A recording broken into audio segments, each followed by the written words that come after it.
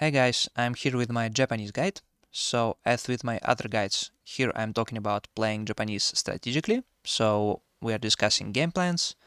Also, I will discuss unique Japanese tactics, unique Japanese units, in which situations you want to use them, how do you want to react to opponents' actions, and also we will be looking at some high-level Japanese games, and also discussing all different matchups against other civilizations. So, before we begin, need to mention a few things. First of all, this guide is only for land maps competitive 1 versus 1. It is for competitive level gameplay, so it's probably Platinum Plus, but I'm not sure. You can use it even on lower levels, I think. And this guide is dated 3rd of August. So this is the current season. We're getting a new update soon. I'm not sure if Japanese will change, but most likely it will just stay the same. Okay, so first of all, let's talk about some reasons why would we want to play Japanese. So what exactly makes them unique? What's it like to play them?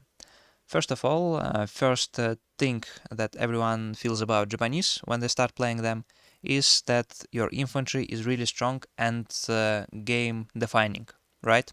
Because you have your samurai, which are really strong units for dealing with other infantry and just general purpose units. They're much stronger than other man-at-arms. And also you have your Onobogeisha. Onobogeisha are quick and cheaper units that work very well with samurai, and they can also work very well on their own for raiding and for killing enemy units. You also have a straightforward and easy opening. Usually you want to go fast castle, and usually it's very hard to punish you for this. You are also getting some free farms. So if you don't want to deal a lot with different openings, if you just want a solid game plan, then Japanese is going to be a good fit for you. Also, your castle age not only is it difficult to stop, also it gives you a big advantage in the start.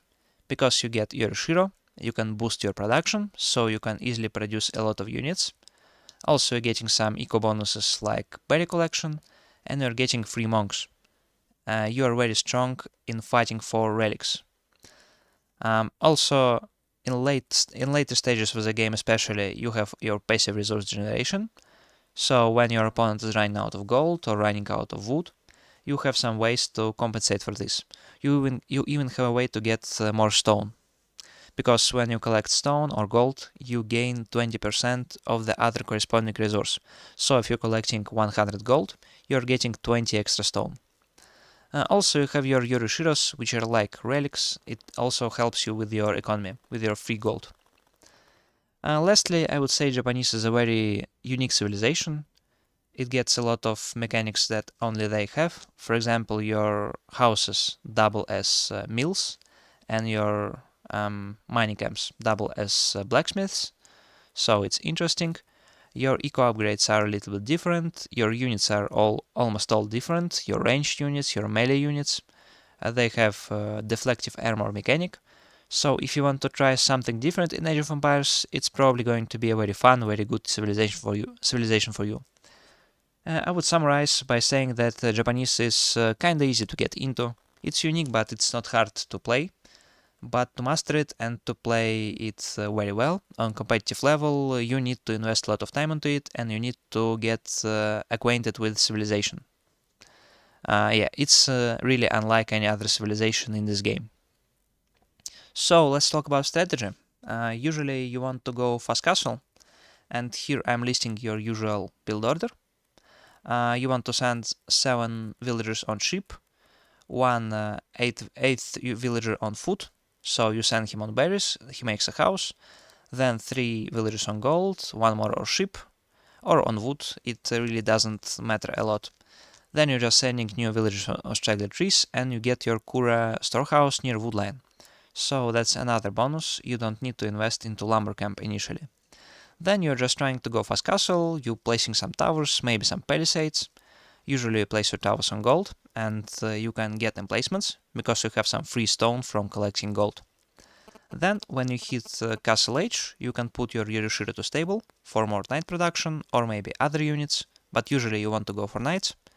You get your technology for berry collection, transition some villagers to berries, and you just fight for relics and make knights, and try to raid, try to harass your opponent. Then, after this, after you grab relics, your opponent may be adjusted to your knights. You just transition into infantry composition, maybe you get some siege or some ranged units if you need to. Then, if you see that you cannot push your opponent, you want to transition to farms, because most likely food sources will be depleted. And you want to make usually a second town center to develop your own economy. This is just a general game plan, general strategy, your general opening, right? Of course, you will have to make some adjustments depending on what your opponent does. These are some of the common adjustments.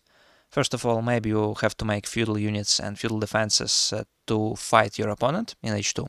Maybe you're playing against a very greedy opponent and you think you can push him, or maybe you just want to not lose to French knights and you need some spearmen. So there are a lot of different situations. Also, you can go fast castle with samurai or Yume Shigaru. We will see it in the games later, but sometimes knights are just not an option, or at least you need to supplement them with other units. When you're getting feudal rushed, your opponent usually goes spearman, so maybe you will need to make samurai or Yume Shigaru, which are your archers. Also, maybe you want to play shinobi. I would say that on land maps shinobi are not that great, but sometimes they can be very useful and unexpected by your opponent. For example, when your opponent is playing 2 town centers, it can be difficult to stop to ignite his main town center, but it's much easier to ignite the opponent's second town center. So maybe when playing against Rus or some civilization with second town center, you can try to go shinobi.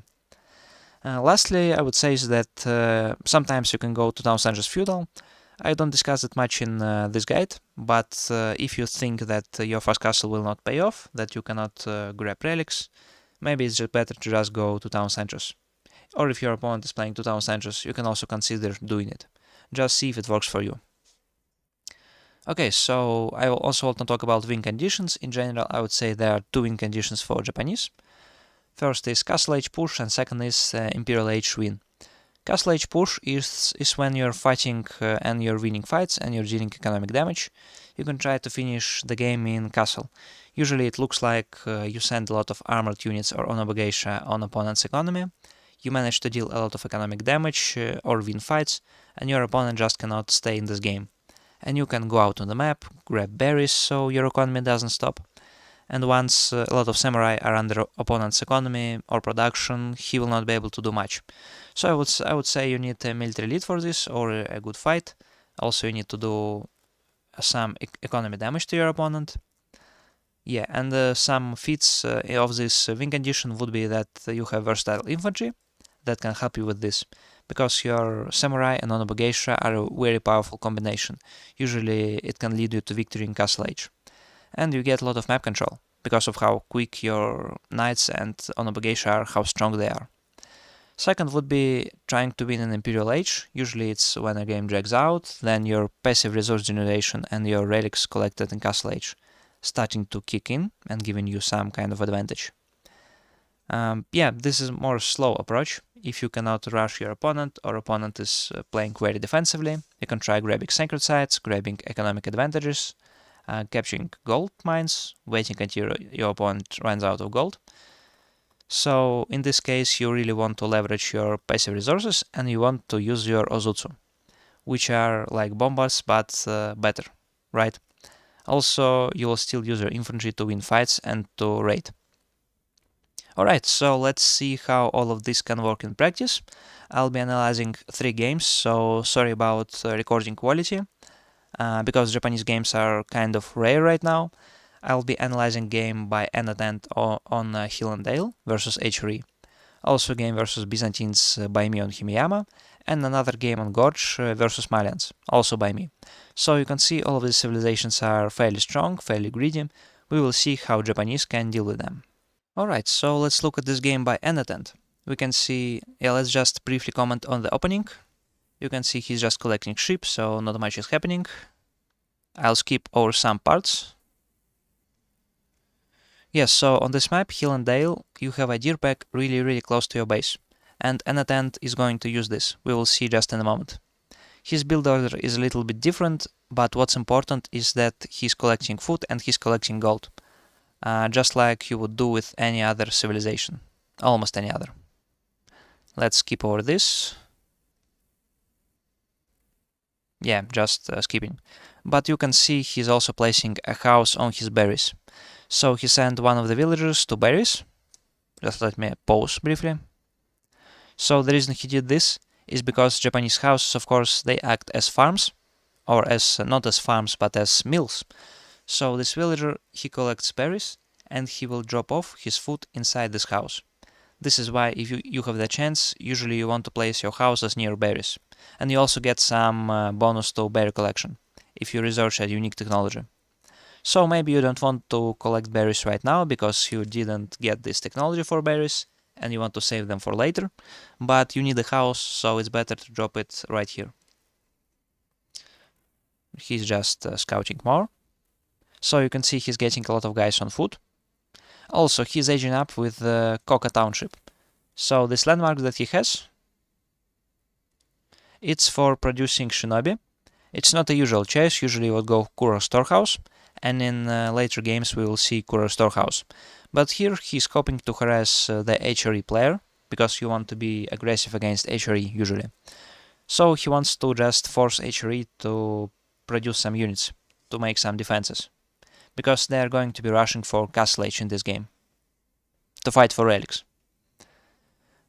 You can also see him going for straggler trees. Here he will go for lumber camp at some point, because he didn't go Kura Storehouse. Yes, and here he has his shinobi. He sends shinobi to attack enemy base. So first shinobi you get for free.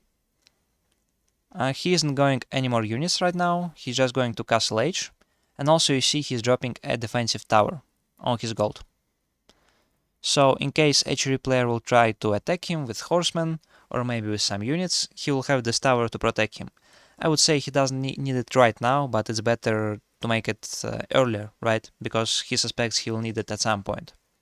So here you can see by his resource distribution, he's trying to rush castle. He already goes on berries, he took his berry collection technology. So this shinobi, this landmark he made just for harassment. So right now he's trying to jump on a gold mine. You can see he forced this tower by going shinobi, so the opponent scouted it and had to make a tower.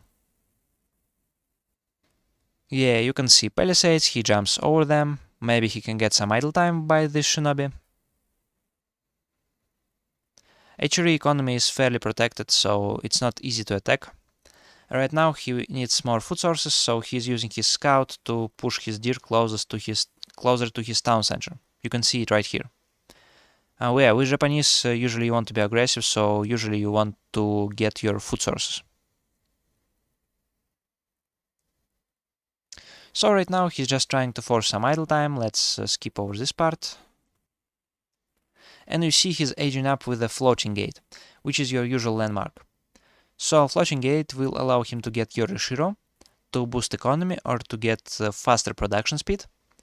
You can see the HRE player already is Castle H. It's really difficult to stop him and it's really quick. But Japanese Castle H is still very strong. Even though it's slower, you get more production bonus and you get free monks. So we will see how Anotand uses this in this game. Already building stable, so he didn't go for any production in Feudal Age. But as soon as he ages up, he puts Yorishiro inside the stable. You will see.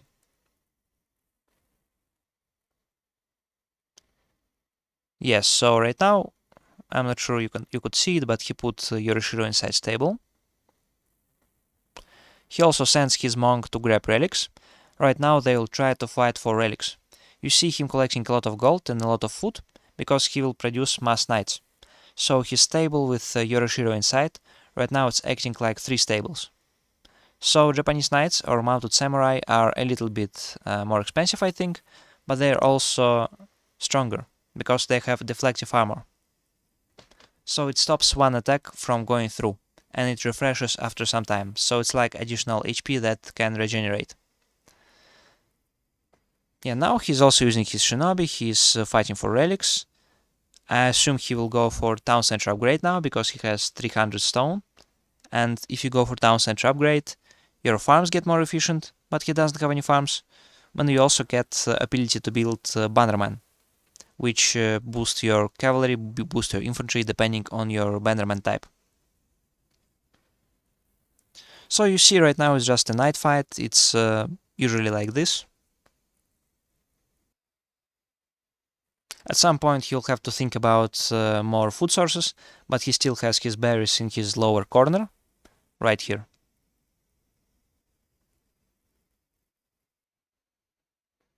Yeah, there isn't too much to say at this point, let's try to skip over these parts. But what you want to do here, you want to try to fight for relics. You want to wait for your monks, you want to make knights, because if you mess knights, your knights usually will beat most of other civilization knights, because of deflective armor. Yeah, also he manages to get some raid damage, he manages to kill this villager, while also protecting his own base. You can see on minimap there was a raid on his base. So he lost one villager, he also lost this tower, but it bought him a lot of time. Now opponent starts adding crossbowmen, but what's good about Japanese knights is that they can beat crossbowmen and spearmen if their amount is not sufficient, because of deflective armor. Deflective armor and bannermen are just very strong bonuses. So right now running away, making more knights, you see it's very simple from strategic point of view, right? What's not simple is to transition your economy, so he has to go for berries. You can see it's a little bit exposed. He still has his berries in the back, making sure to place towers. I would also make some palisades, so he's safe from enemy knights. Trying to bring back relics. I think for now it's just 2 relics, or maybe 1 relic. But against HRE it's difficult to contest relics. Yeah, he's also going for a second town center right now on berries. This is because he suspects he will not be able to beat HRE right now, because of walls, because of crossbows, so he wants to make his economy better. This is a thing you do with Japanese at this point, and he also will need to transition to farms. So you want to develop your economy. Right now he isn't producing more military units, because town center is kind of expensive. Also making palisades, going for berries. So here usually you have to make a decision what units you want to make. You can go for siege, you can go for infantry. Usually it's siege plus infantry. Maybe some defensive towers. Right now he hasn't decided yet.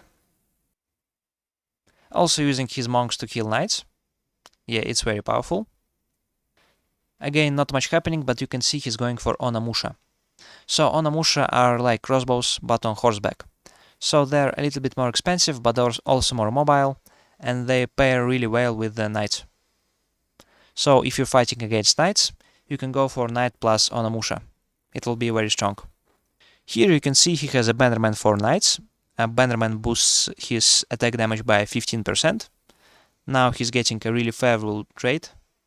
Also some Onamusha damage. Here he thinks probably maybe HRE doesn't have enough army. You see this is a big crossbow mess, but he can still beat it because of deflective armor, because of bannerman. So we can see just how strong these knights are. It's a really terrible trade for HRE. Right now all Anotand needs to do to win is to streamline more units, maybe try to go into HRE's base. It's not going to be easy because HRE can just play defensively, right? But if HRE has no farms, then it's possible to win this. You can also see him collecting a lot of wood.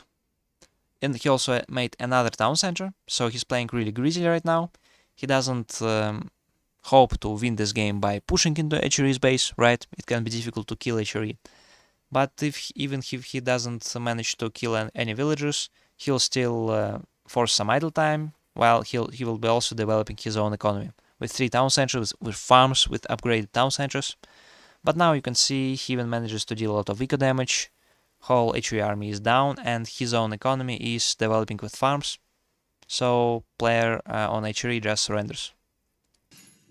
Okay, this game is against Byzantine player. So here it's on Himeyama. It's a fairly small map. And this map is very aggressive. So it's going to be focused around timings, around aggression, around map control. Yeah, build order is just my standard build order. So here I'm sending 6 guys on foot. another one goes on berries to build a house. Then I get 3 guys on gold, 1 more villager to food, and even 1 more villager on food. And then I'm just sending my villagers to wood. You can see I am sending them on straggler trees. So this is because I want to make my Hura storehouse close to my wood line. It will act as a lumber camp, so I will not have to build lumber camp. I will just use this to drop off wood, because you can drop wood and any resource inside it. Also it will give us some farms. Here I'm playing against Byzantines, so from the very beginning I'm just planning to go fast castle. You can also try to play samurai or some units in feudal age, but I'm not feeling too well fighting against Byzantines, so I want to go castle age, to leverage my Yorishiro, to leverage my knights. You see I'm going for some palisades. You also see I made a defensive tower and got some arrow slits, because I'm getting free stone by mining gold. 20% of this gold converts into stone. I mean, it gives extra 20% of stone. Also getting some farms. I see him going for horsemen at this point and longbows, so I plan my next moves. First of all, he's breaking these houses, cannot really stop him, so I'm just making new houses here. I also want to upgrade my tower, so it's not so easy to break, because he could break it with horsemen, but if I grade it for fortification, he will need a ram, right? It will give me some time. Also, I got a lot of sheep this game, so this is why I still have some extra food, and I have berries in the back and berries here. At this point I have 2 options really. I can go for Yumi Ashigaru, I can go for samurai, or I can go for mounted samurai knights. Here I could also maybe go for Yumi Ashigaru, but they are not so great against horsemen, right, and against longbows. So I need some kind of armored unit. I decided to go samurai in this case, but I could also go for knights. I was just afraid that knights would be easier to snipe than samurai. Also, he doesn't really have an answer to samurai in H2, but he has an answer to knights. He could just go spearman. You can see he starts to push me, my tower is already fortified, so he couldn't push it without this ram, it would be pointless, he would just lose units. And you see, I'm going next stage, I immediately put Yorishiro inside barracks. So he starts to burn it, it's going to get a little bit messy, but what I'm doing here, I'm trying to use this monk to grab relics, as many relics as possible, while he's distracted. I also put Yorishiro inside, now this samurai I produced really quickly, because this gives a 200% bonus, so this is 3 barracks. I got my upgrades, I'm trying to make samurai, so I mined a little bit more gold than I needed, so I could make samurai. Don't have another gold here, so it's going to be a tight hold. Going through the berries, and you can see I really need to take this berry technology. I got first tier of it, it gave me plus 25%. Also, ideally you want to get second tier, but here I just didn't have enough gold. So just trying to get samurai. Also got my ranged protection from my forge. It got broken, but what's good with Japanese, you can get your techs without blacksmith, because you have a forge from which you can get your upgrades. I also have to make some houses, and now just send my samurai to fight, once I have a sufficient amount of them. Yeah, right now it's going to get a little bit messy, because my villagers are exposed, so he's trying to kill them. He's also using his horsemen. Meanwhile, I don't have a monastery, so I just drop my relics on the ground, and I try to grab more relics. Going for this relic.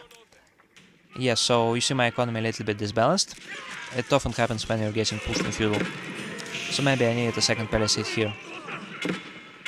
But now I lost 9 villagers, but I stabilized, I got some relics, I'm getting Yoroshiros, and you can see I put some Yoroshiros inside houses.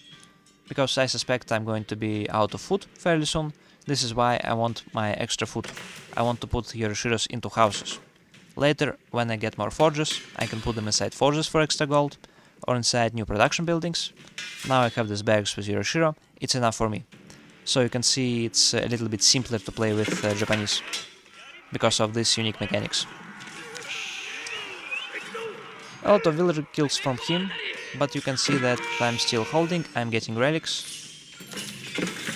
I believe I managed to get 4 relics here, going for this one. Now I have none samurai, 10 samurai. They're good against longbows, because longbows just have trouble penetrating them. Here I just try to find some damage, but he already has a lot of units, because he's playing Byzantines. Byzantines are really strong because of their mercenaries and their economy. So now I'm just macing samurai. I also get my town center upgrade at some point. You see I'm still getting passive stone because of gold collection. Trying to go for these berries. Putting my relics inside my monastery. Now I got my town center upgrade. So you shouldn't worry about losing villager here, because it gives you a free villager every time. Yes, and it also will buff your farms by 25% every time. It will fortify your town center a little bit. So now I'm just trying to go for mass infantry. He's still trying to do some raids. What I want to go is I want to go samurai, because they have a bunch of unique upgrades. First of all, they have deflective armor, just like knights. It's very strong. Also, you can see I took Odachi, which gives me +4 versus infantry. So I know they're going to be better against enemy man-at-arms. And Lasknecks and longbows, they're going to be very strong. But also I'm making some Onobogeisha, just don't forget to upgrade them, because they're a good supplement to samurai. They can attack from second row, they can raid, and they deal with everything samurai cannot deal with. Trying to capture sacred sites, let's speed this up a bit. But you can see where this is going. I'm just going to make mass infantry. My economy maybe is not as strong as his economy, but it's comparable. I'm already getting some value from this town center that buffs farms. I'm collecting some stones so I can upgrade this further. I got my infantry bannerman, also very important. And you see he's macing a lot of military, I'm also macing a lot of infantry. At this point I don't want to go siege, because if I go siege he'll be able to kill it with his melee units. But if I go samurai they're going to beat this melee composition. So you see I get a bit of surround, slight surround. Longbows don't really do much, they kill some Onobogeisha, but they are not efficient against samurai. Not very efficient anyway. And you can see we traded our armies. It's a little bit better for me on destroyed value. You also have to keep in mind that my economy is heavily damaged and he already has 2 town centers. I'm still sitting on 1 town center, but here I didn't believe I could just go 2nd town center. Breaking my Yoroshiros. Yeah, this is why you should put your Yoroshiros in the back. But here I just wanted to put them as quickly as possible. And I'm also starting to make some farms. So these farms are not very maybe efficient, because they are not under this town center influence. But if I put them here, they're going to be exposed. He will be able to break them or kill villagers. This is why I have to put my farms like this in this situation. You could also make some towers to protect them. He has kind of a strong mess, right? He will be looking to finish this game to go under my town center, but I'm still holding on. So you have to remember that with Japanese usually you have some relics. Here I have 4 relics. We have some Yoroshiros. Here I'm putting my Yoroshiros are regenerated because my houses got broken. But I'm going to be putting another Yoroshiro here for more production, or maybe into my forges. Let's see. And here I just want to try to survive. So with Japanese usually you'll be playing against stronger economies, so for some time you'll be trying to survive until you make a strong military mass, strong infantry. Also you'll be leveraging your towers with Springles. So here it might seem hopeless, right, because he has more economy, he has Byzantine farms, he has map control and big military. But still, you have a lot of passive resources, your farms are really good, and your infantry is strong. So here you can also see I made siege workshop, I put my Yoroshiro inside, so it takes only 10 seconds to produce a mangonel, and 8 seconds to produce a springle. It's very strong. And now I can take any fight, he cannot really attack me. Also, Onobogeisha are really quick, I'm using them to decap sacred sites, to try to find some damage to his economy. Here he tries to attack me, this tower buys some time, but I already have a mangonel and I have a lot of samurai. So you can see this mess is just very difficult to stop. Yeah, right now they're just getting more mangonels. You don't want to lose your mangonels, you want to repair them and defend them.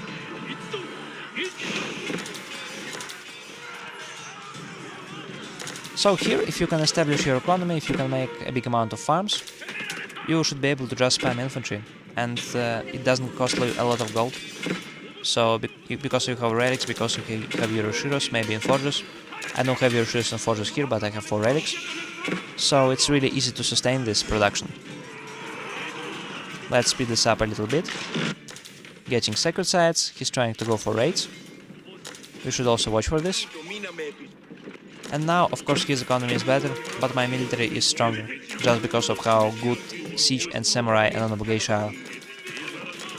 Here I'm not going heavy on Onabogation, I'm going heavy on samurai, but many players will prefer a big Onabogation mass, it's also good. He's losing some army to mangonels. I'm also using my Onabogation to raid him, just sending a little groups of Onabogation from different angles. So here I got my trebuchets breaking his keep. He also gets a lot of siege, but what's important here is that I have 63 samurai. That's quite a lot, right? And I will be able to break all the siege just because I have a lot of units. So here he's not going to notice this because of how much is happening, but yeah, I'm getting some eco damage because Onabogation are very strong at this. Here is just a big fight. Getting a lot of siege from him. So you see, it's actually kind of insane. My economy is lesser than his by villager count, but I'm still holding on. I still can fight just because of rating value. You can see all villager kills, I'm already ahead. Trying to make some fortifications, just capture space, and at this point it's just my composition is very straightforward. I make infantry, I make siege, I try to raid, I try to win fights.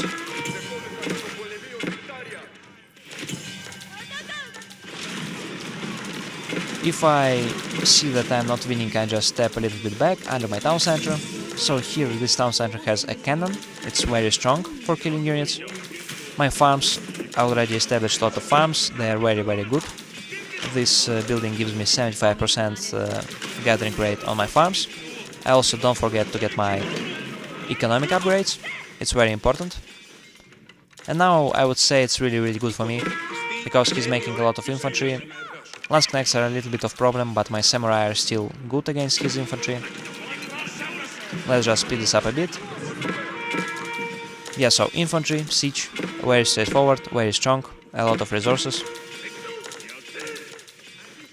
Trying to go for some raids.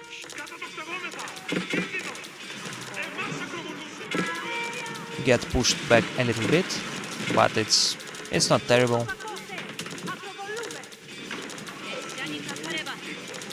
And you can see the reason why Japanese are good in these types of situation is you can stop worrying about your army composition. Just make samurai on obligation castle age. You're going to beat about anything if you have sufficient amount of samurai. You can see they're just shredding this infantry.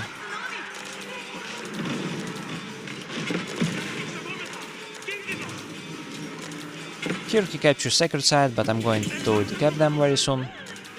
And now I just want to go Imperial Age. If I go Imperial Age, if I manage to upgrade my infantry, he will not be able to stop me. Because also you can see that he's almost out of gold. He doesn't have any gold mines. His only gold mines are on this side, but I raided this with my Onabogation. So he doesn't have any gold really. At the same time, you can see I'm having 4 relics, because I went fast castle. I can also put my relics inside forges like this, so it generates some gold for me. At some point I can delete my production buildings with Yoroshiros, put more Yoroshiros inside forges, right? You can just build forges and put Yoroshiros inside. So I'm getting a lot of passive gold. Here I throw a little bit of army, but it's fine, because I can regenerate them and he will be out of gold. Another fight is happening here. You always want to have your bannerman buffing your infantry. And I'm just going for Tanigashima Gunsmith, which will give me some gunpowder units, it will give me some free Ozutsu, and with Ozutsu I will be able to break his structures very easily. And he simply doesn't have the gold right now. So of course Byzantine economy is stronger, Byzantine economy is amazing, he has mercenaries, but if you manage to hold on, if you manage to get more relics, to get some gold mines, to isolate gold mines from him, then it becomes good for you, and this game is over. Okay, so last game I want to show you is against Malians. So here I am playing feudal Japanese. I want to inflict some damage in feudal age because I don't really like playing castle age against Malians. I think in castle age Malians are going to be stronger than Japanese. This is why I am trying to do some hybrid kind of strategy where I'm all-inning trying to attack on feudal, and at some point if I don't manage to beat him I just go castle age. My opening here is pretty standard usual, so this is why I'm skipping a little bit. Yeah, let's just skip forward to minute 5 maybe. So here you can see I'm getting my eco upgrades, I got my upgrade for berries already, I'm getting my wood upgrade, and I will be going for a lot of production buildings. First of all, I want to start with horsemen against Malians, so I can harass, I can kill ranged units, then I'm going to make on obligation. So yeah, this is strategy I'm using against Malians. I'm going horseman plus on obligation first. You see I'm getting second tier of this upgrade for berry collection. It also improves my movement speed. Right now I'm not sure, yeah, I'm sure he sees my stable. I'm also getting my Kura storehouse farms. It will help me a little bit. And you can also see I have some food sources. I have deer, I have berries, I have other berries. I'll be going for them because they are very efficient in this stage. If I'm being aggressive, I can safely collect them. If my opponent doesn't go Sophos, for example, and doesn't try to raid me. Also making barracks. I'm going to make a lot of on obligation. Yeah, let's just skip over. Yeah, I managed to kill a scout here. It's pretty good for me. Just trying to see where he's vulnerable. You can see I want to go with my horseman to vulnerable spots. So these gold mines, if he tries to go make another pit mine, I'll be there with my horseman. Also trying to see if he has any more gold. Another benefit of Japanese in this situation is that you can save some resources because you don't have to make any mills, you don't have to make any blacksmith, because you get them by making houses and making forges. So I'm getting my upgrades. This is melee upgrade for my horseman on obligation. This I can get from my forge, which is just my mining camp. Getting another barracks, so I can make more on obligation. Let's skip a little bit. Now I can't really attack him because his gold mine is really close, but I am stopping him from getting a second gold mine. This is some value. I'm also getting a second tier of my melee attack upgrade. It helps greatly to my on obligation, to my horseman. This is why I'm getting it. So here I'm trying to do some damage, trying to kill the spearman Donzos using my on obligation. Isn't really working very well. I'm losing a lot of horsemen here, I think. So not very successful. Need to step back a little bit. And here, if you can see your opponent managed to counter your composition by going a lot of Donzos plus maybe archers, you really want to switch things up, right? You want to go some Yume Shugaru, some Samurai. I'm doing this a little bit later. Right now, I'm just going Horseman on obligation to force a specific type of response from him, which is Spearman plus Archer. My economy, you can see, is really heavily food-based, so when you're playing on obligation and Horseman, you need a lot of food, but you can get it by going over all these food sources. And they're relatively safe, right, because you're being aggressive. So on obligation are really strong here because they can take care of Spearman and really any other unit, if you have sufficient amount of them. So yeah, not much is happening. He's making Musafadi warriors because he's afraid of Samurai, which I'm not building at the moment. On obligation are really great against Musafadi warriors. So you will see right now, they're just shredding them. Skipping a little bit, looking that he doesn't go a second pit mine. Right now I'm just accumulating my resources. I want to try to inflict as much eco damage as possible, but he's playing it well right now. Yeah, here there is no way to inflict any damage, but I'm trying to go for some units while he's not under his town center. Maybe overextending a little bit. And here you can see I will be going for more production, and I will be going for Samurai and some Yume Shigaru.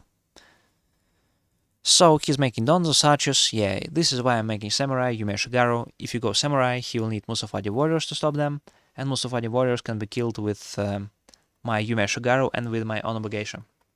So Horsemen, you can see I didn't make a lot of Horsemen this game, because they are getting stopped by Donzos, and you really can raid with Onobugation, which I'm showing you right now. I have 18 Onobugation, so they're going to go to the opponent's woodline.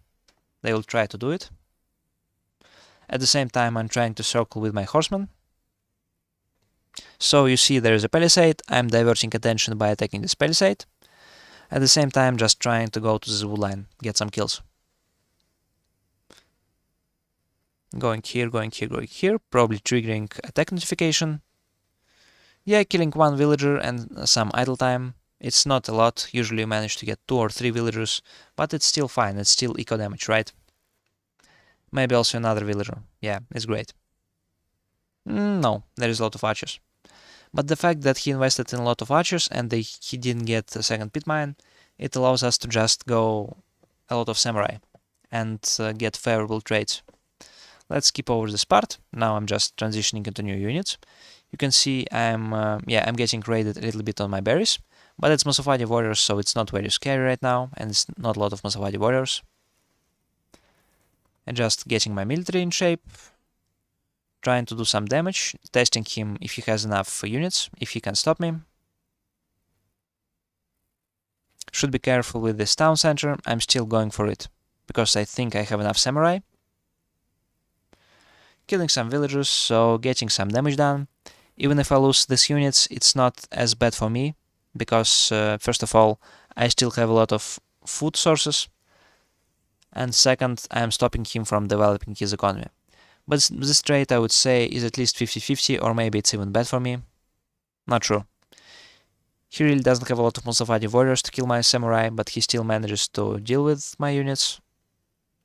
So I'm just stepping back a little bit. Getting even more production, because Yume Shigaru are very cheap, so they're cheaper than usual archers. They're better against light units like spearmen or Musafadi warriors, but they're also worse against other units, I would say. So you need a little bit more production for them. Just macing units, watching if I can do some eco damage. Maybe at this point I should go to other gold mines to check if he made the pit mine there. So right now not really able to go into his base. Also I see this palisade, which means he's probably starting to make another pit mine. Let's skip. And now I am going to try transition into Castle Age. So you can see I started adjusting my economy to transition to Castle Age. I still have a lot of food sources. So the reason I'm doing this is I cannot beat Malians in this age probably, but if I manage to go next stage, I'll have a cheap upgrade for my samurai, I'll get upgrade for my Yume Shigaru, and I'll be able to just win a fight and probably win the game, because his economy here is exposed if I manage to swarm him with samurai. So you see I have 14 samurai, I'll need a little bit more probably, but I also have a lot of archers, my Yume Shigaru, so I'll be able to snipe Musafadi warriors. Going up with my floating gate. I don't need to put my Yorishiro inside production buildings, because I have a lot of production buildings from my feudal aggression, so I can put my Yorishiro inside my maybe forge, maybe farm, maybe inside my town center even, for quicker villager production. Stepping back just a little bit, waiting until my upgrades go through, trying to catch a good timing for attack. Yeah, and you can see my economy is okay. It's going to be good because I'm collecting a lot of berries. Berries are very efficient for Japanese and deer. So this is a scary Malian's mass, but it's still H2 for him. I'm just trying to buy a good moment for an attack, right? My Yume Shigaru upgrade is not through yet, but I still need to attack because I suspect he might be edging up, and I have 17 samurai, which is a good number. Just need to migrate very carefully. So you see I want to snipe his Musafadi warriors first. I want to be careful with my samurai, so this is why I am baiting him a little bit back. My micro here is not perfect, but usual idea is you want to lead back your samurai, then snipe Musavadi warriors with your archers.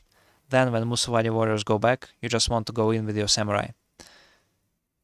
Yeah, and right now it's already looking like a good fight because there is no way to stop samurai. He's H2, yeah, he's still H2, right? I'm swarming new units to this fight. Yeah, and this game should be over. Just going forward, these towers are not a threat to me because he cannot make any sprinkles there. It's important to just keep making new units, send them here, not run out of food. But you see I also made some extra farms. Yeah, and he's just transitioning, but there is no way he can transition. And I'm just adding new samurai, and this game should be over. If he doesn't surrender, I'm just breaking his cows. I'm going for his economy with my archers, because my archers again are very quick. Yeah, and it's over. Alright, so we looked at some games. We have seen how in general you approach this game, how can you play Japanese, what things can you do. Let's try to talk about some unique tactics you will use. First of all is berry collection with houses. It's pretty straightforward. You have a unique technology for your berries, which is why a berry is a good food source for you. Also, your houses act as farms, I mean as mills, so you can drop off your food inside them, which is why usually you make houses near your berries, inside your base, where later you can collect them, and you can send at some point some villagers to berries, when you get your unique berry technology, to collect them. So this is a good food source. Usually you do this when you need some food, and you don't want to go farms just yet. Usually you want to exhaust food sources that are safe and close. But one weakness would be is that your berries can be attacked. So these houses can be broken if berries are not in a safe location. Your opponent can punish you for this, so you want to watch out for this. Second tactic is towers.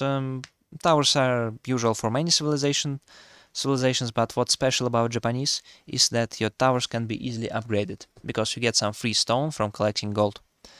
So here you can see I just put this tower to counter English king. I got my emplacement, so it's really painful for him. Towers, you can make 1 tower, 2 towers, as many as you need on your gold. It allows you to basically get good access to Castle Age, and in Castle Age these towers will still protect you. I would say you don't always need to go towers, but you need in most games, so you're protected from raids or from feudal aggression. It also gives you some vision, so yeah. The only notable things about these towers is that you get free stone you can use to upgrade them, so you don't always need to rush for town center upgrade. Another, feudal fight. I would say there are specifics with Japanese where you should or should not fight on feudal. I would say in most cases you just want to go castle, but you have seen in this game against Malians, I decided to just push him in feudal age and eventually go castle. This is because if you don't touch Malians, they're going to get cow boom going, they're going to get pit mines, it can be very difficult to stop them. So in matchups against Malians, maybe against Byzantines sometimes, or HRE, it can be good to push them in feudal age. So yeah, my favorite combinations are Horseman and Onobu Geisha, and later Yumi plus Samurai. So yeah, you can see these units have different purposes. I would say Onobu Geisha are very good for raiding. Usually if you can produce Onobu Geisha, if they will not get immediately countered and you have enough food, you want to go for Onobu Geisha. But also Samurai for some civilizations, for example Byzantines, can be difficult to stop in second age. With this approach, why it isn't usually used is because you expose yourself to opponent's fast castle, which can stop you if you don't have a lot of samurai and Onobu Geisha. You can be raided because you will be running out of food very quickly. You will need to go to berries or to deer, and you expose your economy. Also, most civilizations are just able to outspam you in feudal age. This is why you have to be careful. This is why you have to be sure your aggression will pay off. Yeah, fast castle usually is your main option. You want to make sufficient defenses, so you have seen in my games I like to make palisades and towers to protect myself from any aggression. Some players like Anotand, they like to just go fast castle, or maybe make some shinobi to cover them up, or maybe make some units. So it depends on your playstyle, I think. You almost always want to go with floating gate. you want to put your Yoroshiro inside the production building and make some units, because it will triple your production from this building, and also your upgrade speed. And then you want to use your units to defeat opponent army, or to get relics, or to raid, or many times you can just win by making knights and raiding opponent's base. And you also want to use your monks that you get from Floating Gate to collect relics. It's very, very important. You get free monks, you have to use them. You don't have to use them, put these relics inside monastery immediately, because usually if you're making samurai or knights, you just go full plus gold collection, but later you have to make a monastery, you have to place inside your relics. I would say this approach, there are two important weaknesses. First of all, if your opponent is being very, very aggressive, he can kill a lot of villagers, he can just win the game if he manages to successfully defend relics, transition into H3. So you have to watch out for this, you have to make sure you are well protected. And also, if your opponent is just playing 2 town centers or 3 town centers Abbasid, he manages to hold your aggression, then he can just push you, and despite your relics, despite your Yoroshiro, you will still be vulnerable. So you have to learn how to defend, how to make siege, how to make towers, how to not lose game to delayed castle age pushes. Also, Yoroshiro are a very important aspect of this, so there are different ways you can use Yoroshiro. Here on this picture I'm using Yoroshiro to get some food collection. I do this because Japanese, they struggle with food at some point. If you run out of food sources, you cannot just go to farms straight away in most games. So this is why I like putting them inside houses. So each Yoroshiro is like 2 villagers, so here you get 4 extra villagers on food. I would say it's pretty good, right? So you can use it with any drop of point, you can use it usually in forges for extra gold. Usually you do this later on, so you don't run out of gold. You can do it with lumber camps, for example, if it's very, very late and you want to get some extra wood collection. Also, I should mention some things like in Imperial Age there is technology in monastery that gives you extra Yorishiros, so you want to make good use of this. And you can make some drop-off buildings like forges, so you can put your Yorishiro inside. You can make them in the back of your base, for example, and just put your Yorishiros inside. Also you can put your Yorishiros inside production. Some of the good options are archery range or stable or barracks when you get to H3 and want a quick production boost. Also, siege workshop is a very good option. It costs 300 wood, so it's very efficient to put inside. You're getting 600 of extra value, and your siege engines are produced really, really quickly. You can also put it inside town centers if you need to catch up on villagers or get some slight eco advantage. It can be good. Usually I don't like it. Usually I put it inside production or resource drop-offs, right? Weaknesses would be that your buildings with your Yoshiro can be broken, so you have to place them in a secure location. You see in my games and in other games, people often place production and floating gate under a town center. It seems kinda bad because it takes some space where you could have placed your farms under your town center, but it's also safer, so it's not a big deal. I think it's good. Okay, and also one more thing, you reassign your Yorishiros if you break your buildings. So if you delete these houses, you can put your Yorishiros inside your forges, for example, in late game when you don't need as much food, but you need gold. Just delete them, or delete your stables or archery ranges if you're not going for any more ranged units or cavalry units. You can do it. Town center upgrades, as Japanese, you can spend 300, then 600, then 1200 stone to upgrade your town center. It will fortify it, it will give you ability to make bannermen and more bannermen to boost your military. It will also boost by 25% every time your your collection of food from nearby farms. So it's a fairly big radius. Usually you can get your first tier of town center by simply gathering gold.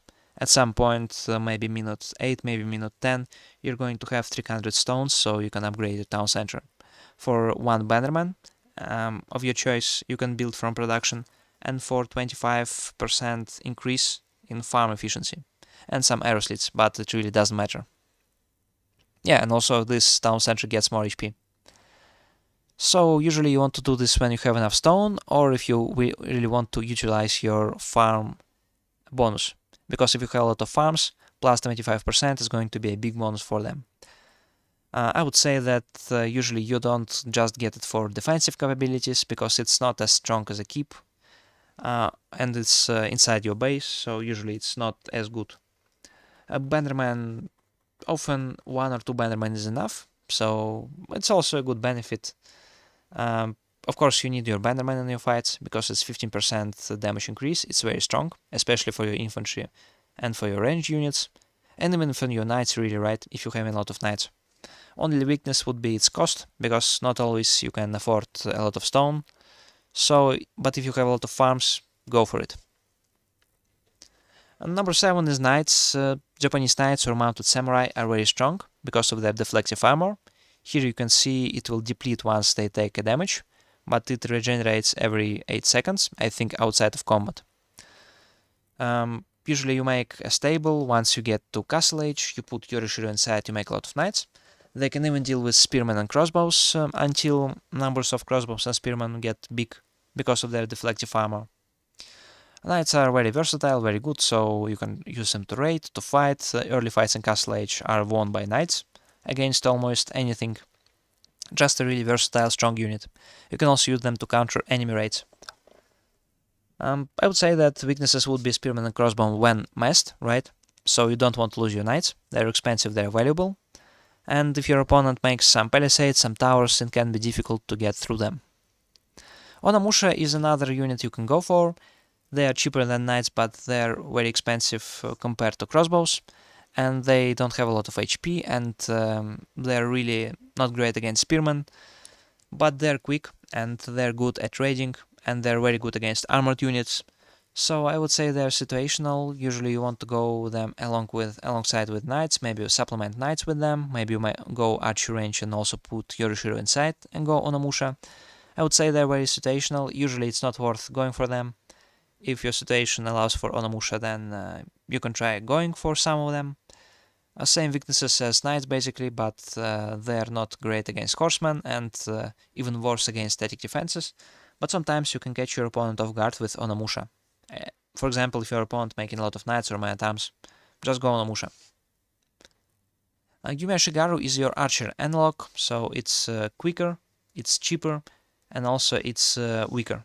So it doesn't shoot with such damage as usual archers. This means that Yume Shigaru aren't going to be as strong against armored units, even with a Bannerman. They will not be great against men-at-arms or knights, unless you have an age advantage. So if you're castle age against feudal age units, yeah, they're fine. Unless, if you're still in feudal age or if it's castle versus castle, they're not going to be good. You can use them to raid because they're very quick and cheap, so they're good at killing villagers. You can win fights with them if they supplement some knights or samurai. For example, you've seen in the game against Malians to deal with Musafadi warriors. If you have knights, they can deal with crossbows or with spearmen, but I would suggest not relying on them too much, right? Because they're early game unit. Later you just want to go for infantry-based composition without Yume Shigaru, just melee infantry units. So they're fairly situational. Usually you can go to stop feudal armies, you can just go fast castle, floating gate plus Yume Shigaru. You just need a lot of wood for them and some food. They're not great against cavalry, not great against armored units, and obviously against static defenses. But still very quick unit, situational, but can be very strong. Samurai is your main fighting unit, I would say. It's very multi-purpose. It can beat any other infantry, maybe except for archery man-at-arms, but it still performs decently against them, right? So you need to have a sufficient food collection for them, then you can just spam samurai, supplement them with siege, with Onabu Geisha. You can, of course, use them to stop feudal armies, but you need to be careful, because they're expensive, they're kinda slow. But you should think about samurai as your main fighting unit, your main pushing unit. They're slow, but they're very powerful, they're really very versatile. Yeah, you need to set up your food economy for them, and if you suspect you're going to be fighting, you want to have them in your military. Their weakness would be crossbowmen. If your opponent gets to use crossbowmen, if he has a lot of crossbows, they counter samurai. I would say they are not cheap, so you want to set up your farms before going them usually, right? Or go farms at the same time as making samurai. Kinda slow, but yeah, there is not much to say about them. They are just a much better version of usual man arms. Onabagation are a more extreme unit, I would say, because they're similar to samurai because they're also good in big fights. They also require a lot of food, but they are cheaper and they are quicker, and you can use them to raid. They kill villagers very easily. They're almost as quick as knights, and they can beat really almost any other melee unit. Their only, I would say, bad side is that maybe they are not very population efficient in some cases, maybe in very late game, but usually it's not a problem. You need, of course, also sufficient food collection for them.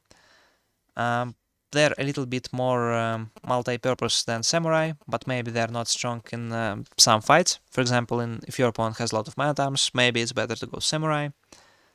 They are very good for augmenting your melee compositions. If you have a lot of knights, you can go Onabagation to counter spearman. If you have a lot of samurai, you can go Onabagation to just add more damage, because their attack range is really, really big. So they can attack from behind samurai. It's going to be more DPS for your military. Or just if you see your opponent is weaker, for example, yeah, I don't want to talk about water maps, but imagine you have a lot of food, your opponent's economy is not as strong, it can be easy to just spam a lot of Onabagation, or if you're Imperial Age, your opponent didn't get to produce a lot of units, you can just raid from multiple angles with your Onabagation. It's very, very difficult to stop, you're just shredding economy. Weaknesses would be big archer mass, because if you see a few archers, don't run away from them, you can just swarm them with Onabagation usually. But if your opponent has big archer mass and maybe it's protected by some armored units, yeah, then Onabagation will have trouble with this. Mangonels also shred Onabagation because of their low HP, but Mangonels need to be protected to do this. Often you can surround Mangonels and kill them. And also Lansknechts. You have to watch out for Lansknechts if your opponent is playing OOTD or HRE. They can kill Onabagation without Samurai very easily. But with Samurai it's usually not a problem. Siege engine is also a very important part of playing Japanese, because at some point in Castle Age you're running out of food, and you need something to support your samurai and Onabagation, which both are countered by ranged units. So you can make siege engines. You can put your Shiro inside. It will give you very quick siege production, especially mangonel and spiritual production. You should not lose your siege, you should try to repair it with your villagers, you should protect it with your infantry. But this composition, a lot of samurai, some Onabagation, and 3 mangonel, some springles, very difficult to fight it. It can be difficult to push with it, right? But it's very good defensively, so it gives you time to set up your economy. Usually you want to go siege when you're defending. If you're attacking, it's often better to go mass infantry, mass Onabagation, samurai to raid, and siege only when you're committing to pushing. You will also get some trebuchets. I would suggest, if you're getting a lot of wood, I would suggest, if you're not getting actively pushed, just try to establish your economy first. And then spam units and then spam siege. Of course, siege is countered by enemy springles, so you should try to use your infantry to break enemy springles if it's possible, because your opponent has to neutralize both your infantry, which is very, very strong, and your mangonels, which is obviously very dangerous. So you should use this to your advantage. Also, if you don't have enough samurai or enough Onabagation, your siege can get broken by cavalry or by infantry. Watch out for this, watch out that you have enough infantry to protect your siege, or just hide it under your base, town center or towers or palisades. Farm transition for Japanese, you want to make your farms in your town center's influence. You want them to benefit from this town center upgrades, each of which is getting you plus 25% collection speed. So you can make a lot of farms at the same time, you can make a few farms at a time. Usually with Japanese you have to make a lot of farms after you go second town center, or approximately at the same time, because before this you want to invest in your military. So it can be a bit chaotic, but eventually you will need some farms. And after you set up your farms, you can go for a lot of infantry units. So farm transition, what's to say, you need to do it at some point. look at the situation, look if you're safe, look if you need to invest into siege instead, and maybe you don't need to collect food at the moment, maybe you need some mangonels. Costs would be obviously, weaknesses would be obviously cost and opponent aggression. So why I'm marking opponent aggression here is because you want to place your farms under your town center. But this means that some of these farms can be exposed in the front. So here I can see I'm not placing these farms on this side because it's closer to opponent, it can be exposed. But you can protect it by making towers, or by making military, or by raising your opponent, distracting him. But you have to be aware that your farms can be attacked. If they can get denied, it's a lot of value for your opponent. Additional town centers, here you can see I'm making this town center near my woodlines. Usually you want to drop it on gold on wood. Sometimes maybe on food sources, but by the time you're dropping second town center, usually you're already going to transition to farms. I wouldn't suggest upgrading it, because you want to upgrade only your one town center. There is no sense in upgrading second town center, because often farms under one town center is enough to give you food. But if you want to get a really big amount of farms, of course you can upgrade it. But usually upgrade your first town center. You don't want to make it in an aggressive location, so you want to make it in a relatively safe place, because it can be pushed easily, because you're Japanese, you don't have access to keeps. So maybe it can be difficult to protect it or protect the map. You go for town center when you cannot attack your opponent and deal some damage. You prefer to attack your opponent while you still can, with your infantry, with your knights. But if you cannot, you need to develop your economy, go farms, go town center. Weakness would be its cost, obviously, but that's a trade-off. It can pay for itself pretty quickly if your opponent doesn't damage it. Last thing I want to talk about is Ozutsu.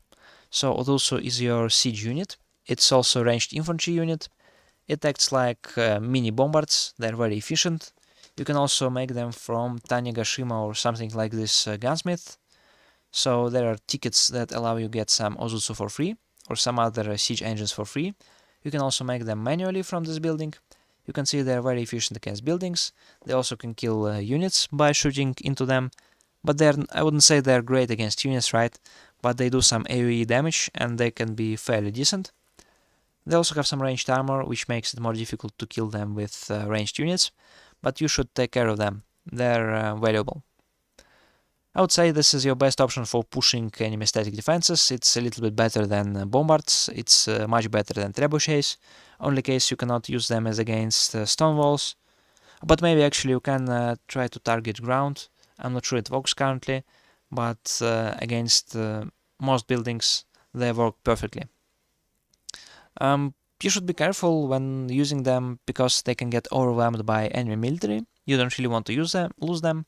They can get killed by horsemen, maybe also by knights. So just if you're using them in fight, just shoot and go back with them a little bit, because they have a cooldown about 5 seconds. They need to reload. Also mangonels, watch out for mangonels. Now let's talk about matchups against all different civilizations. First of all, it's English. So English obviously is a defensive civilization, very strong right now. They have their network of castles, which is their attack speed aura. I refer to it as knock. And they're hard to push because of White Tower, because of their aura, and their economy is fairly safe, because they only need farms, and rest they can usually get somehow, right? In Imperial they're getting a lot of free gold for farms, and before that usually they can drop a keep or a tower on a gold and secure it, or they have 2 golds in their base, so it's difficult to push them. Their weakness would be that the economy is fairly slow in feudal age and in castle age, even slower than yours, I would say. Their military kinda slow, and they rely on network of castles to win fights. So all of this is good news for you, because first of all, their king can be easily countered by your towers on gold, and he will not have a lot of places to attack. He will still force you to invest into towers, of course, maybe some palisades, but usually it's fine. Then you're just going to next stage. Most often English player will not be able to stop you, even when playing aggression from one town center.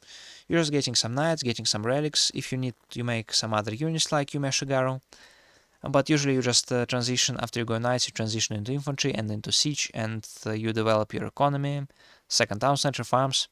And for an English player, it's He has a good timing to push you if he plays 2 town centers, but if you can just hold on, if you can make some mangonels, samurai, some towers maybe, it's a good position for you, because you have a lot of relics, because you have a lot of passive income. In fights, you want to break his network of castle sources. In Imperial Age, it becomes really very easy with your Ozutsu.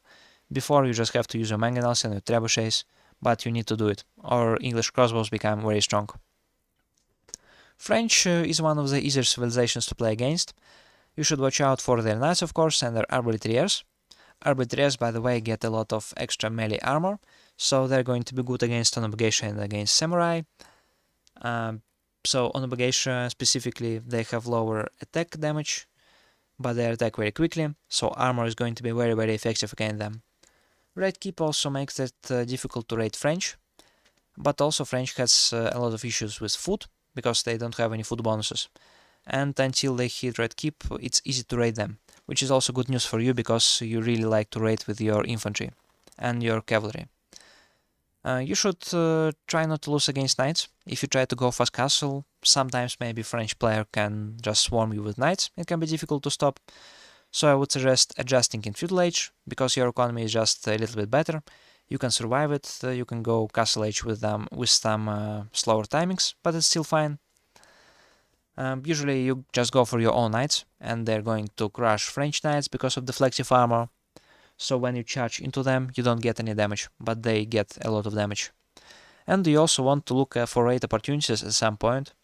A French player would try to prevent raids using their knights, or maybe some static defenses, but it's difficult for them once you go a lot of knights, once you go some infantry. So they will also be struggling for food, which is why you should strike them. Jano Arc is more or less the same, of course, because of JD. You should be a little bit more careful in feudal age. I would say that you should watch out for JD Tower Rush. It's one of the tactics JD players often use. They use JD to make a tower on your gold, to stop you from gold collection. In this case, you can just go 2 towers, or you can go some units to stop it, or maybe pull villagers. Pulling villagers can be difficult because of knights, so yeah, usually it's just a tower plus emplacement and maybe a second tower. Other than this, I would say this is similar to playing against French. HRE is kind of a difficult matchup because of their strong economy and just strong power spikes, and if they get relics, it's really difficult to push them. Weaknesses, of course, would be that HRE without relics is not very strong, and you have a lot of opportunities to damage them in a castle age, which is when you should be trying to attack them. My tips obviously is to deny relics. You can try to use feudal palisades, feudal spearmen, to try to slow HRE down a little bit. You can also try to go for a quick castle age, but then HRE will get a lot of relics. So you saw in the game Anotand did this, and he gave HRE player 3 relics and still managed to win, but usually you don't want to give HRE players a lot of relics. And you want to go knights or maybe on a Musha, because HRE players usually go for knights. You can use your knights on a Musha to counter them. If they go man-at-arms, it's also a good composition. You want to raid a lot, you want to fight. At some point, of course, you want to transition to infantry, but keep in mind that HRE players really like utilizing their gold. So they like going knights, they like going man-at-arms. Yeah, and in this matchup, usually it's better to just try to all-in Castle Age, stop them from going Swabia, punish them from going a lot of farms, try to break the towers, try to swarm with knights and with samurai, maybe with Onobugeisha, because in Imperial it becomes increasingly hard because of cannon emplacements, and just Swabia. It's a very strong landmark. But you should adjust depending on the situation. Maybe you can go Imperial Age, maybe you can go Ozutsu, get your economy rolling. So in Imperial it's not lost, but I would say that in Castle Age you are stronger than Imperial Age in this matchup. Against OOTD it's a little bit, I wouldn't say the same, but it's similar. OOTD has a bit stronger knights production and Landsknechts, so they're going to try to fight you a little bit more probably. Also their economy is weaker, their fast castle is slower, so this is why you can try to actually beat them to fast castle and get a lot of knights, and it will be favorable for you, because they cannot grab relics as easily. I would say my tips would be the same as HRE, but obviously it's going to be easier for you. And one funny tip I would suggest is be careful about their Landsknecht, because if you go a lot of on Geisha, OOTD Landsknechts can easily clear them. Abbasid have a strong and sustainable eco, which means it develops maybe at a slowish pace, but it eventually is very strong and very difficult to stop. Castle Age units for them are also very good. They get good archers, they have strong man-at-arms, Guram, so this is a good kit for dealing with your Geisha, but also it can be difficult for them to stop samurai without crossbows. But with Abbasid it can be difficult to stop raids, because you have to go out for your food sources if you don't go farms initially. The Riku is kinda slow, so it's difficult for them to go fast castle. Also, I would say, yeah, so because of this I would say you want to go fast castle as usual, but maybe you don't want to go a lot of knights, because of camels, because of good Abbasid spearmen, so you have to be careful with your knights. You should try to look for raid opportunity, maybe with samurai with Geisha, and you should not neglect your economy. So of course Abbasid economy is strong, but you also get your relics because of faster fast castle, you get your passive res generation, you can even go to town centers earlier and get a lot of farms. So combined with raiding, you can really catch up to Abbasid and even surpass them on economy. You can get map control, so yeah, just try to accumulate your advantage. Ayyubid is another fast castle civilization. They're similar to you because they usually want to rush Castle Age as soon as possible and get knights, but they are different because they want to all-in you, and you really want to just grab your advantage, then consolidate, develop your economy, and then swarm with infantry. So yes, some things to note. Desert traders are good against your samurai, are good against your Geisha, at least initially, and they can go them in feudal age. Weaknesses would be that their food runs out a little bit quicker, because they do not have Kura storehouse and any farm bonuses. And if you manage to survive to late H3 or H4, your economy is just going to be better. You're just going to be feeling more comfortably, most likely. I would say that because they're also rushing castle, they can get to castle very quickly. You shouldn't try to grab all relics, just select some relics to fight for. Also, maybe do not overinvest into knights, because of their camel units, because of their desert traders, they can kill your knights. So often it's better to just go for infantry composition. And I would suggest trying to play defensively after you grab relics, and then just establish your economy and push them. Also watch out for their siege engineering, but it shouldn't be a problem for you because you can just drop a siege workshop and extra springles, or just go a lot of infantry. Delhi Sultanate is a very dangerous matchup for you because they're going to be very aggressive in feudal age. They can get the feudal age win condition, which is sacred sites. But also if you manage to survive, if you manage to raid them, they're getting some economy travels. And castle age transition can be difficult for them after extended feudal age. So I would say you should only go fast castle if it's very safe, right? If you know your gold in the back, you can place 2 towers, you get emplacements, you have some food sources. So you should think about your economy, you should think that you have some food sources, some gold sources, maybe you can go Yume Shigaru, and only then you can go fast castle.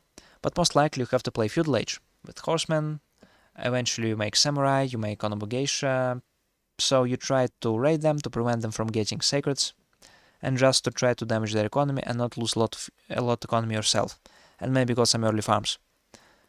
But if eventually you hold out, you manage to go to H3, things get really good for you because of your Yorishiro, your faster production, your upgraded samurai are really strong. If they stuck with feudal army, it's very good for you. Of course, Delhi can also go for knights and for crossbows, but because of Yorishiro, it just becomes good for you in Castle Age. Chinese, I would say it's an okay matchup. They can try a bunch of different things. They can try to play defensively on their economy. They can try to rush you in H2 with Zhuginyu. They can also try to go quick Castle Age, but I wouldn't say it's good, because your knight production is going to be stronger, and your knights are going to be stronger. Weaknesses are like French, they have food issues. They're a little bit sluggish, so because of imperial officials, because of their farm transition, that requires a lot of space. H3, if they go fast castle, is not as good for them as it is for you. So I would suggest just playing default strategy, go fast castle, go knights, get relics. You can also use the H2 horsemen to harass them and to counter Zhuginyu. If you see their economy is a little bit exposed, that can be good. And just try to get map control. Try to isolate them from gold sources, maybe if there is no wood, from wood lines. Try to attack their food sources.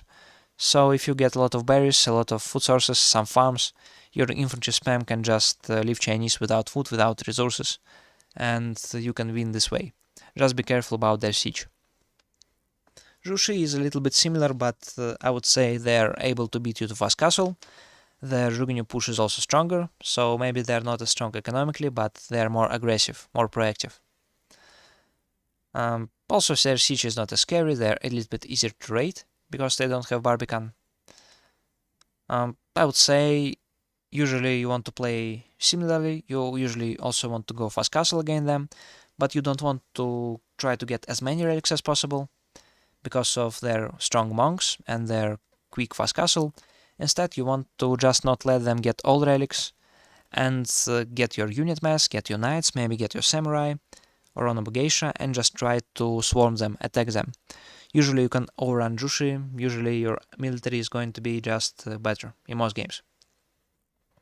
Against Mongols, another not very easy matchup because of traders, because of Keshiks, and because of strong rage composition with Kurultai in h3. They're a little bit weak against raids, if you can raid them. Usually you cannot because of Keshik Mess and even Mangudai lately. Some Mongol players started playing Mangudai. They will also try to tower rush you, which can be very dangerous. So you want to try to stop tower rush. Maybe you want to place your own towers before he places his towers, since you're going to place towers on gold anyway. Maybe you want to pull some villagers, just depending on situation. But usually I would suggest going fast castle and just going for your own knights. Trying to raid, trying to kill Keshiks, trying to secure relics. That being said, you still want to be very aggressive. You don't want to relax against Mongols. Don't let him trade. Try to develop your economy at the same time, but try to be aggressive, try to force comfortable fights, and utilize your knights. Against Ottomans, it's also a little bit complicated, because if they manage to get military schools, they become really difficult to stop. Also, you should be careful with Janissaries, which are very good against your cavalry. But also Ottomans are kind of slow, and they also rely on aggression, so they need to damage you if you manage to get a lot of relics. So your fast castle is going to be quicker than theirs, but also you can try maybe pushing them in feudal age, because you can break military schools with horsemen, with Geisha, maybe even samurai, because Ottomans, they do not deal with samurai very well while in feudal age. So you should see if Ottoman players playing it very greedily. Maybe you can try to punish him by breaking military schools. I would suggest not making a lot of cavalry in Castle Age. Usually you want to go samurai on Geisha siege against Ottomans, especially since they have free mangonels. But a few knights is fine. Few knights to raid, few knights to force him go Janissaries. It's okay, it's good. And usually swarming them with mass infantry is good, because they don't have a lot of good options against it. They can go crossbows, in which case crossbows are slow. You can try raiding their economy with Geisha. Yeah, I would suggest that this is a game when you just want to go fast castle, try to be a little bit aggressive, and at some point just try to swarm with infantry. But if you don't manage to kill military schools, it's still fine. You just need to set up your economy and not be losing any fights, right? Malians are a little bit similar, but they're more extreme. They're stronger than Ottomans. They can get more military if they manage to go cow boom. So if they get to Castle Age with cows and pit mines, it's very difficult to stop them. I will also say they're susceptible to damage in H2. So this game against Malians is usually how I play against Malians. I would say this is an unfavorable matchup, so because it's a bad matchup, I tried to get a lot of damage done early. And if you manage to hold out long enough, maybe to late Castle Age, maybe to Imperial, your economy becomes better, just because of your passive resource generation, because of your Ashira, because of relics you managed to get. Yeah, so I would suggest some feudal aggression, if it's possible. So yeah, for example, Horseman on Geisha, then Samurai Yume Shigaru, depends on your playstyle. It's critical, I would say, also to push them in Castle Age if you go feudal aggression. You need to go for a quick transition to Castle Age. You need to try to push them, to damage them. If you don't damage them, their economy is just going to be stronger. Eventually, maybe you don't manage to win the game outright. Then you just want to play defensively with siege towers, infantry. You can beat them, right? So, of course, they're strong, they have Musafadi warriors, but your Onobugeshi are going to beat Musafadi warriors, and if you're just sitting on your town center, defending your farms, it's possible for you to defend. Your economy is passive resource generation, especially if you get relics, it's really good. Against Byzantines, not an easy matchup because of mercenaries, because of their great economy. They can be aggressive and develop at the same time, but also their castle age, if they decide to go for a fast castle, is slower than yours. That gives you a window of opportunity to go for stronger units, to get relics, and you can even try to attack them with samurai, which is your man at arms, so they do not have a good answer to man at arms in H2. Maybe you should try being aggressive against Byzantines most games. At least one of the good things is like playing against Malians, try to go on Obligation Samurai in H2, force a lot of archers to stop it, then suddenly you can go H3, get upgrades, get relics, can be very strong. But nothing wrong with playing fast castle naked if you think you can hold it. They can do a little bit of damage, but it all depends on the map, it all depends on situation. Your win condition would be damaging them and establishing your economy, so I would suggest raiding with your infantry. So if you can get a lot of relics and establish your economy, it's good, but you should focus on trying to overrun them, because otherwise they will just get control over their map, get a strong military composition, get a strong presence on the map, and they can just get a lot of eco set up. So yes, against Byzantines it's important to be aggressive. So Japanese mirror, strong fast castle obviously, and good initial tempo in castle age. This is what you both have. Weaknesses to focus on would be rough transition to farms or to town centers, so you should keep an eye on your opponent when you can attack them in this mirror match. Also no keeps. Yeah, this is another Japanese weakness. They cannot make keeps, which makes them susceptible to raids, and which is why you should focus on making a lot of military. Which is why I'm suggesting going for infantry compositions usually, because if you're going infantry compositions, your infantry is stronger, you can fight, you can swarm, and your opponent cannot really, most games, raid you a lot or invest a lot into pushing you siege engines, just because of your infantry is very strong. Usually you play this matchup knight versus knight for tempo, for relic, for map control and raids. At some point you transition to infantry. Some players like going on a Musha to counter knights. I don't think it's strong. I think it's stronger to go spearman, maybe on a Bugeisha. In a straight fight you're going to be stronger, and you don't want to go knights at some point anyway. And it's all about skill, it's all about your decisions later on. It's about trading, defending your economy, transitioning economy, also damaging opponent. But usually it's high tempo, high APM matchup, first with knights, then with transitioning eco, defending from raids. It just takes Japanese knowledge to win this. Last is against Rus. So Rus is powerful at later stages of the game. It's also not very easy to attack because of Kremlin. It has good economy. It also can pick up relics fairly quickly because of their monks. So you have to watch out for this. But also I would say that most games they are not as quick to castle age, and their eco bonus is really limited. So either they try to go fast castle or they try to go to town centers. Usually they go for 2 town centers. And H3 is not very strong for them. They do not get anything special, except for horse archers. So maybe you have to watch out for them, but in my experience, horse archers not that powerful against your units. And they require a lot of food. So usually I would suggest going for fast castle knights. Rus player has to, if he plays 1 town center, you can fight their knights with your knights. It's okay for you. If they go for 2 town centers, they have to play defensively. They cannot leave their base. They cannot contest relics. So this gives you usually at least 4 relics. You just want to get your relics, transition your economy to farms, get your 2nd town center, because usually it's not the best bet to just all-in Rus players, even on 2 town centers. When you're stabilized, when your economy is set up, you want to commit to infantry raids with samurai with non-obligation. It's similar to how you can play against HRE, for example, or against Byzantines. You just want to establish your economy while slowly getting advantage, so you get more relics, you get Yoroshiro, you get some gold mine control. Slowly over time you just accumulate advantage, get raid damage done, and this is how usually you win this game. Okay, so we finished analyzing different matchups. Let's finish this guide. Just want to say a few things about Japanese to finish this off. First of all, Japanese are very transition oriented, which means that you have to be on point with your economy development and with your unit compositions. So there is a short timing window for your knights, right? And to get to knights, to get to castle age, you have to optimize your economy. You cannot be spending any extra wood. You have to get your defenses, but just the right amount. Then you need to get just the right amount of knights to use them to raid, to attack, to harass. Then you get relics, then you get to town centers, farms, then you just want to transition to infantry, to siege engines. So you see what I mean, it takes a lot of experience.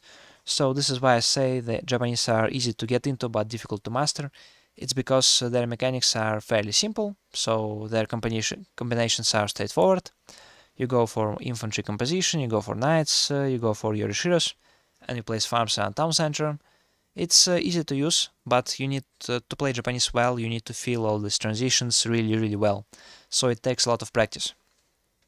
Second, I would say that you need, when you're playing Japanese, to know when you need to fight. Because your economy is, initially at least, a little bit underwhelming against other civilizations. But your infantry and your units also are stronger. This means that you need to feel moments when you can be aggressive, when you can inflict a lot of damage. Many games you can win by just fighting, defeating all opponent's army with your samurai and Nobugeisha, and just going on opponent's economy and production. Or even do the same with your knights and Onamusha, for example. Or just pure knights. So you have to feel these moments, it also takes experience and you want to play around it. Or if you cannot do this, you have to play around it, right? So your opponent has, or more likely, your opponent has to play around it. So you need to use this threat of just swarming your opponent to keep him on the defensive and to develop your economy. Lastly, I would say that if you don't manage to swarm your opponent and win the game in Castle Age early, then you shouldn't despair, you should just develop your eco because it's still good, it's strong. You have your bonus for farms, you have a lot of most likely relics, you have your Yorishiros for passive resource collection, also your units are strong, your gunpowder units are very good. So don't despair if you don't manage to swarm, just slowly try to fight for resources, get map presence. Yeah, but also I would say establishing economy and late game can be difficult because of a lot of things you need to do. Okay, so this is it for this guide. If you have any thoughts or questions, leave them in the comments. Probably will be playing some Japanese games on my stream later. But okay, thanks for watching.